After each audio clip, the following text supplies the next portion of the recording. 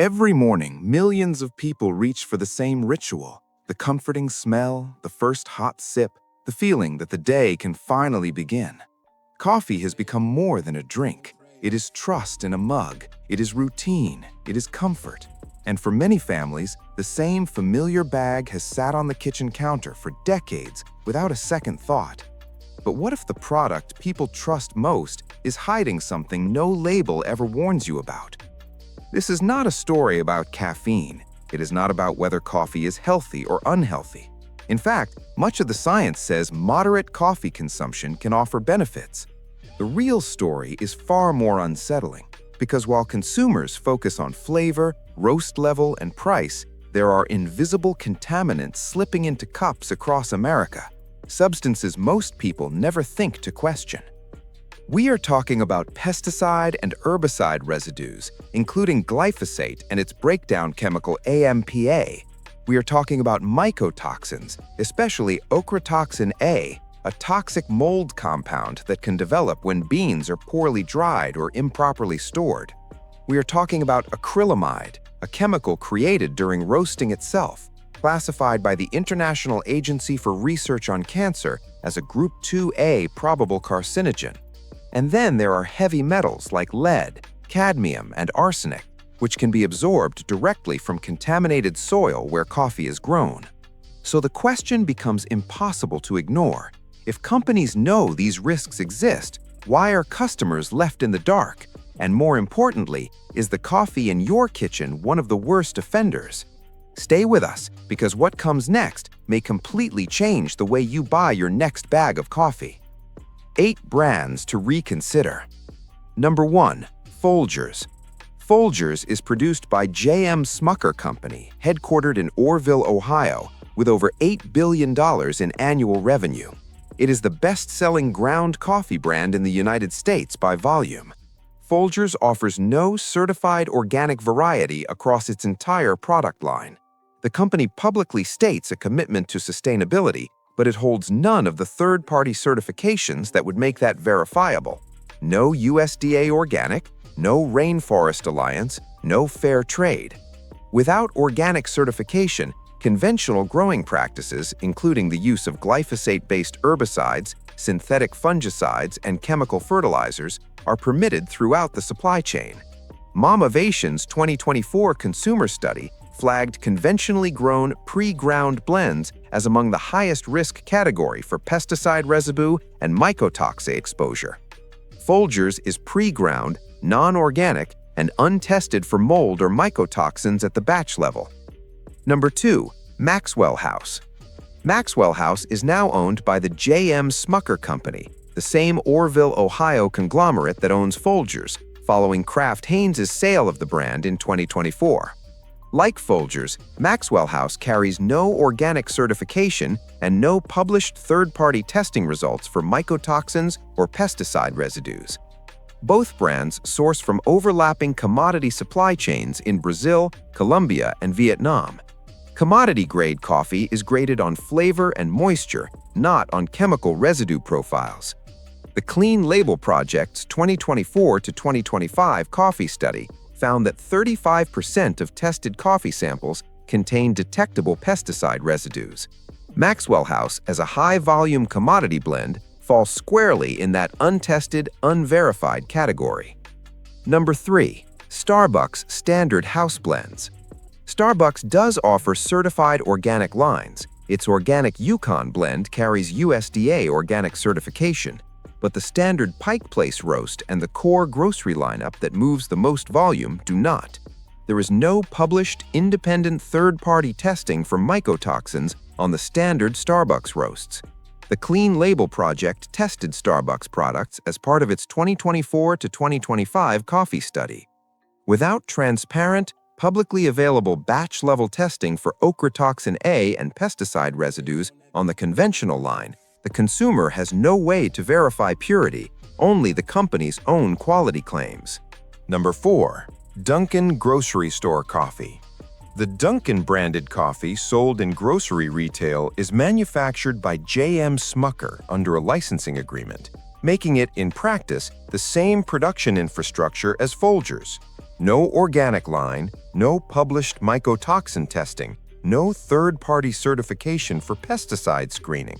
Consumers buying the Dunkin' bag at the grocery store are buying a J.M. Smucker commodity blend dressed in orange packaging. Number 5. Café Bustelo. Café Bustelo is owned by J.M. Smucker Company, acquired in 2011. It is a finely ground espresso-style blend with a loyal following, particularly for its bold flavor profile and low price point. It carries no organic certification, no fair trade certification, and no published independent testing for mold, mycotoxins, or pesticide residues. Like Folgers and Maxwell House, it is a pre-ground, commodity-sourced product from the same parent company with the same absence of verifiable contaminant screening. Number 6. Seattle's Best. Seattle's Best is a Starbucks-owned subsidiary acquired in 2003 and used to compete in the lower price point grocery segment. It follows lower sourcing and transparency standards than Starbucks' own primary line. No organic variety, no published third-party testing. The Clean Label Project specifically noted that when lower-cost blends from large pairing companies are positioned to compete on price. Number 7. Keurig K-Cups, conventional varieties. Keurig's conventional K-Cup pods present a compounded concern. The coffee inside the pods is commodity-grade, non-organic, and untested for mycotoxins or heavy metals at the batch level. Beyond the coffee itself, the pods are made of polypropylene plastic, the same material documented in the 2020 Trinity College Dublin study to release microplastics when heated. When hot water is pushed through a plastic pod, the dual exposure is not hypothetical. Keurig has released recyclable pod designs, but the fundamental brewing mechanism, pressurized hot water through a plastic enclosure, remains unchanged across all conventional pod varieties. Number 8. Nescafé Instant Coffee. Nescafé is owned by Nestlé S.A., headquartered in Vevey, Switzerland, with over $93 billion in annual revenue. Nescafé has partnered with the Rainforest Alliance for sourcing commitments, but that certification addresses farming practices and worker conditions, not contaminant testing. There is no published independent third-party testing for mycotoxins or pesticide residues in Nescafé's standard product line. And instant coffee carries a specific risk that ground coffee does not. The spray drying process used to produce instant coffee powder exposes beans to additional high heat, which elevates acrylamide formation. A 2024 peer-reviewed probabilistic risk assessment published in the journal Foods found that acrylamide concentrations in instant coffees ranged significantly above those found in standard ground coffee, with the highest concentrations in spray-dried formats. What you are actually avoiding. Let's be precise about what these 4 contaminants actually do. Glyphosate and its byproduct AMPA were detected in 72% of all coffee samples tested by the Clean Label Project, including, remarkably, 100% of organic samples, which the researchers attributed to agricultural runoff from neighboring conventional farms, contaminating water and soil. AMPA persists in the environment longer than glyphosate itself. It has been linked in research to cellular DNA damage in prostate cells and increased markers of liver inflammation. Ochratoxin A, OTA, is a mycotoxin produced by Aspergillus and Penicillium molds when coffee beans are improperly dried or stored in humid conditions before roasting. The International Agency for Research on Cancer classifies OTA as Group 2B possible human carcinogen. Peer-reviewed literature has consistently linked OTA exposure to kidney toxicity. It is nephrotoxic, meaning it specifically damages kidney tissue over repeated exposure. It has also been associated with immunosuppression and neurological effects, including brain fog and cognitive fatigue. The FDA sets no action level for OTA in coffee, meaning there is no federal limit on how much of it can be in the bag you buy.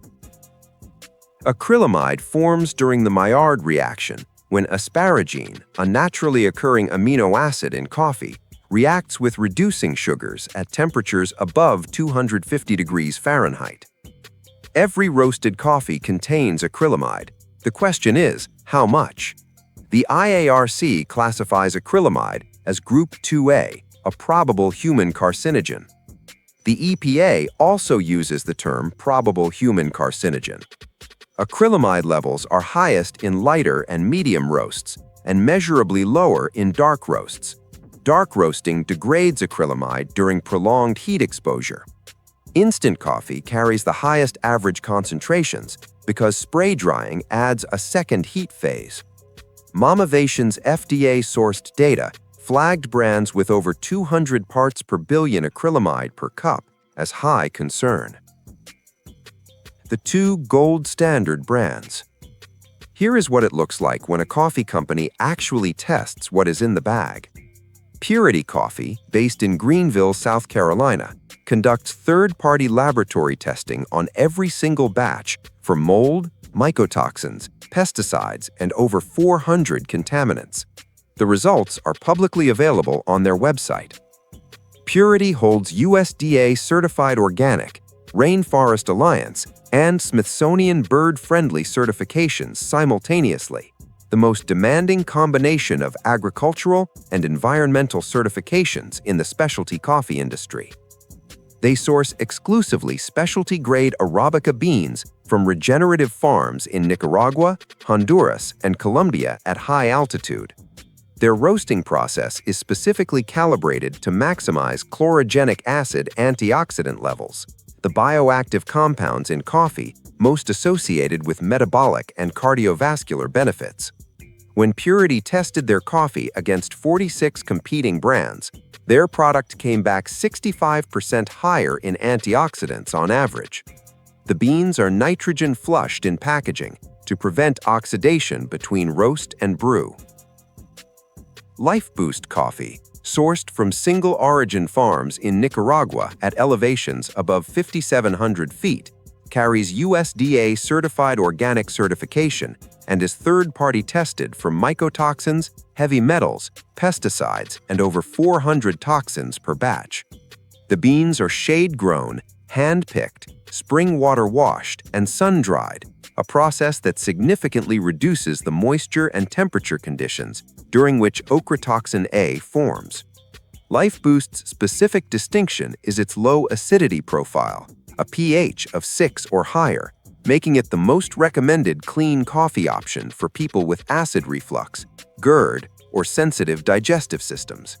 It is available at Amazon, Walmart, and Target. Before you go, 3 things to put into practice immediately. First, when you buy coffee, look for 2 specific label claims working together: USDA Certified Organic and Specialty Grade. Organic alone does not guarantee mycotoxin testing. Specialty grade alone does not guarantee pesticide-free growing. Together, they represent the minimum bar for a genuinely cleaner cup. Third, choose dark roast over light or medium if you are primarily concerned about acrylamide. Dark roasting degrades a measurable portion of acrylamide formed during earlier roasting phases. Glyphosate residues in the amounts found are technically within federal tolerances. That's the actual issue. The standards that govern what is allowed in your morning cup. You are the only person in this transaction who's thinking about what happens if you drink the same brand every single day for the next 30 years. The company that makes it is thinking about yesterday's shelf velocity. Check your pantry. Look at the label. If it doesn't tell you who tested it, when they tested it, and what they tested for, it hasn't been tested. And in a category where 7,069 individual contaminant tests found problems in the majority of samples reviewed, that silence is the only answer you need.